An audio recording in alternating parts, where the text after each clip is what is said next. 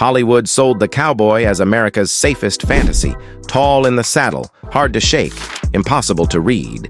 But for some stars, that rugged image may also have been camouflage. In the studio era, masculinity was not just personality, it was a publicity strategy. And behind the hats, horses, and hero poses, the private truth could range from confirmed relationships to stories that were never publicly settled. Tell us where you're watching from and what time it is there right now tonight. Rock Hudson. Universal turned Roy Scherer into Rock Hudson, then sold him as broad-shouldered, romantic, and reassuringly all-American. He became a major star through films like Magnificent Obsession and Giant, then later broadened his image with glossy comedies opposite Doris Day and with television through Macmillan and Wife. That public identity was so complete that it functioned like armor. People did not just admire the image, they trusted it. He looked like the kind of man studio publicists could point to as proof that old-fashioned masculinity was still safe, elegant, and profitable. Privately, Hudson was gay, something widely understood within parts of the industry, even while the public image insisted otherwise. That difference between public myth and private life is what makes his story so central here. The cowboy-sized body, the calm voice, the square-jawed certainty, all of it helped protect him. But it also trapped him inside a role he could never safely drop. By 1984, he had been diagnosed with AIDS, and when his illness became public in 1985, it shattered the illusion not because he had changed, but because the culture around him was finally forced to see what its own system had demanded he hide. His death that October made him one of the first major American celebrities to die of an AIDS-related illness, and the publicity around it changed public awareness of the epidemic. The image looked indestructible. The man beneath it was carrying isolation for years.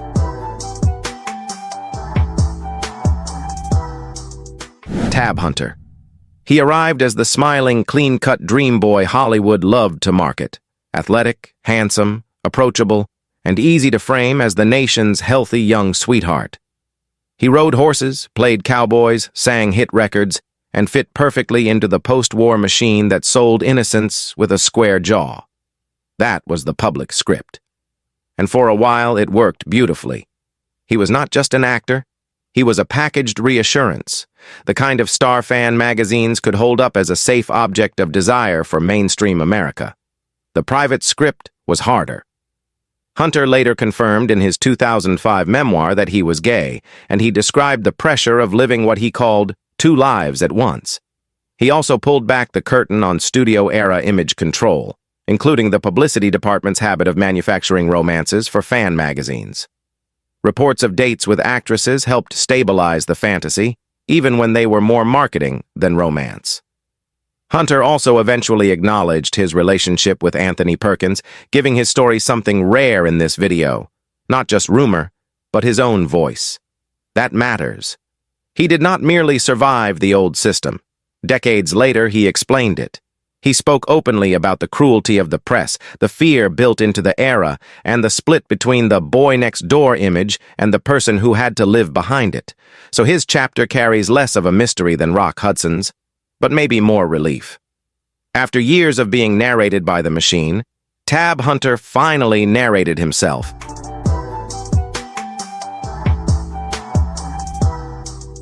Randolph Scott. He represented a different kind of Western masculinity. Less glossy than Hudson, less boyish than Hunter. He felt older, steadier, almost carved out of frontier granite.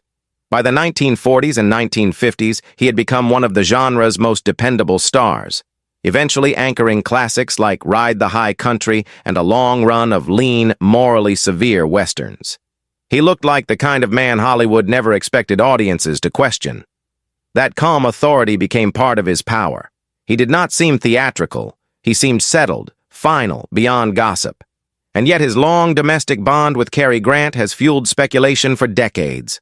The two men lived together at points early in their Hollywood years, were photographed socially, and became one of old Hollywood's most enduring unresolved pairings.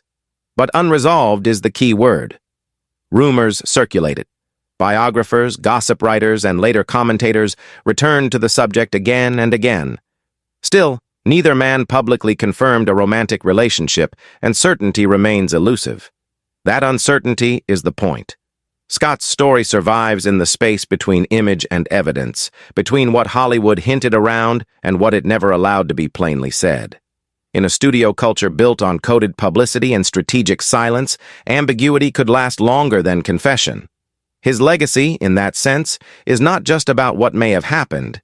It is about how power taught people to live inside maybe, and how maybe can become a permanent historical address.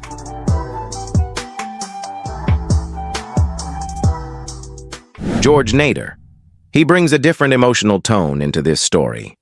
He was handsome, disciplined, and screen-ready, with credits in films like Four Guns to the Border and later television work that kept him visible even after top-tier stardom proved uneven.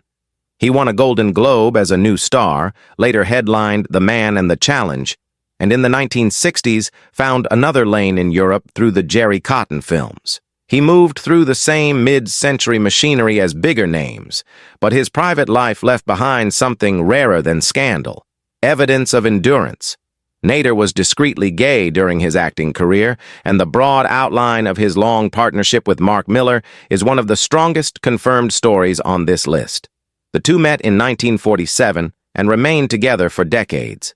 Millar later worked closely with Rock Hudson, and biographers described Nader and Millar as part of Hudson's chosen family. That network matters because it shows hidden Hollywood not just as fear, but as community. There are also reports that gossip about Nader's private life threatened his career during the studio era, reinforcing how vulnerable even handsome leading men were when silence began to crack. Yet what survives most powerfully is not the threat. It is the loyalty. Mark Millar stayed beside him until Nader's death in 2002, capping a partnership that lasted more than half a century. In a system that rewarded performance and punished honesty, George Nader's hidden story became a love story that lasted. For once, the secret was not only sorrow, it was devotion under pressure. Rory Calhoun. He carried a rougher kind of masculinity. He was not polished like Hudson or softly packaged like Hunter. He looked harder, more dangerous, more plausibly connected to trouble. That image was not accidental. Before stardom, Calhoun had a juvenile record and time in prison, facts that later became part of his legend as he built a successful screen career in westerns and adventure pictures. The public saw a bad boy who had been cleaned up just enough to market. Hollywood saw something else too, a man whose past made him easier to sacrifice. Even his redemption story was saleable. He could be framed as proof that toughness, properly repackaged, still sold tickets.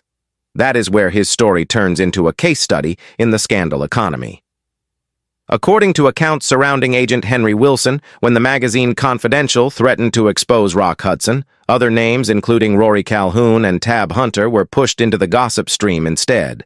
The exact behind-the-scenes mechanics are still filtered through memoir, biography, and Hollywood recollection, so careful wording matters here.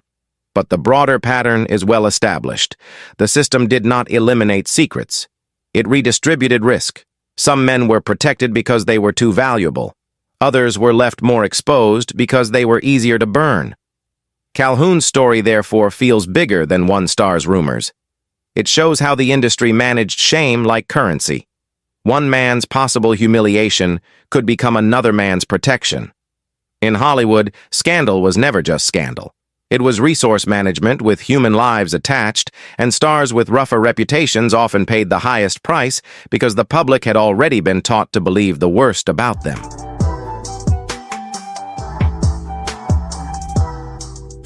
Dale Robertson. He sold authenticity almost effortlessly. He was an Oklahoma horseman before Hollywood polished him, and on television he became deeply associated with Western competence through tales of Wells Fargo and later Iron Horse. He used his own horse on screen, carried himself like a real rider, and projected the kind of dry, practical masculinity that made viewers feel they were watching a genuine article, not just a manufactured leading man. Even his interviews leaned into a no-nonsense style. He often sounded like someone who had wandered into fame by accident and never fully trusted it. That is exactly why his private life remains so difficult to read. Robertson married women, including a brief marriage to actress Mary Murphy, and no public confirmation of a same-sex relationship ever arrived. What remains instead is a pattern of guardedness and later speculation, the kind that often grows around stars whose interior lives stayed firmly shut. So this chapter has to stay responsible. There is no settled proof to present as revelation. There is only the historical reality that in studio-era Hollywood, intense privacy could itself become meaningful, especially around male stars whose image depended on steadiness and control. Some men survived gossip by confronting it.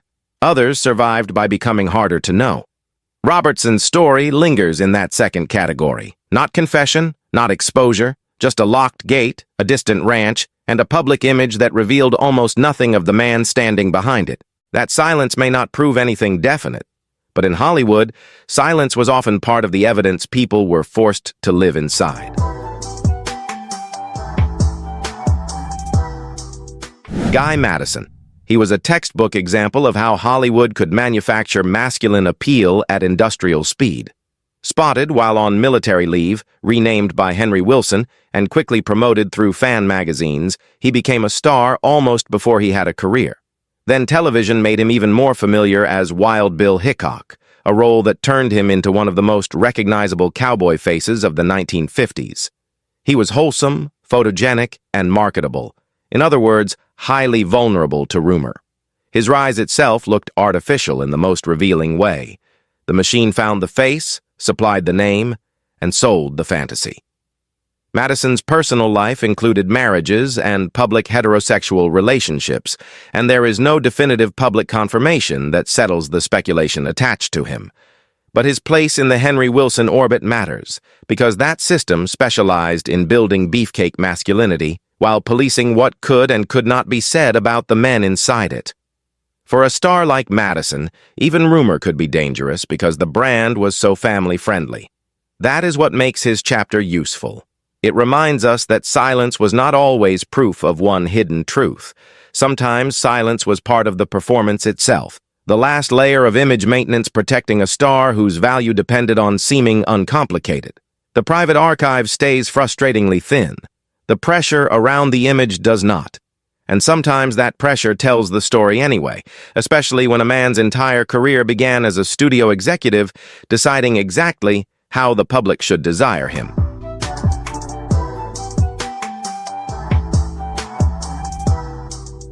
Clint Walker. He may be the purest example here of hypermasculinity functioning as camouflage. As the towering star of Cheyenne, he looked less like a vulnerable human being than a monument Hollywood had taught itself to trust. Broad chest, deep voice, controlled force. His screen presence was so physically commanding that it discouraged curiosity all by itself.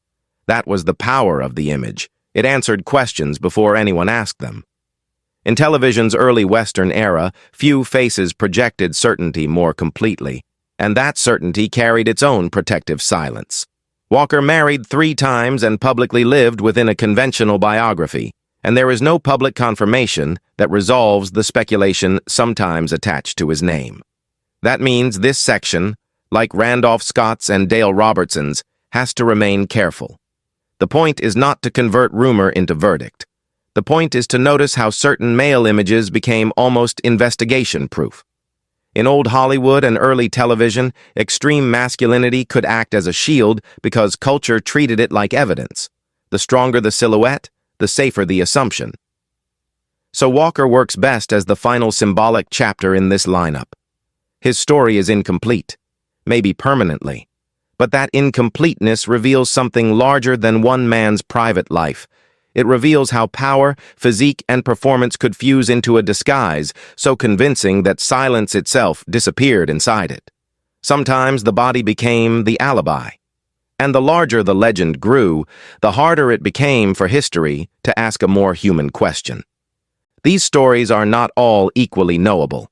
That is part of the sadness. Hollywood rewarded performance, punished disclosure, and left whole lives half-lit. Which cowboy story challenges Hollywood's old idea of masculinity the most? Thanks for watching. Don't forget to like, comment, subscribe, and hit the bell for more untold stories.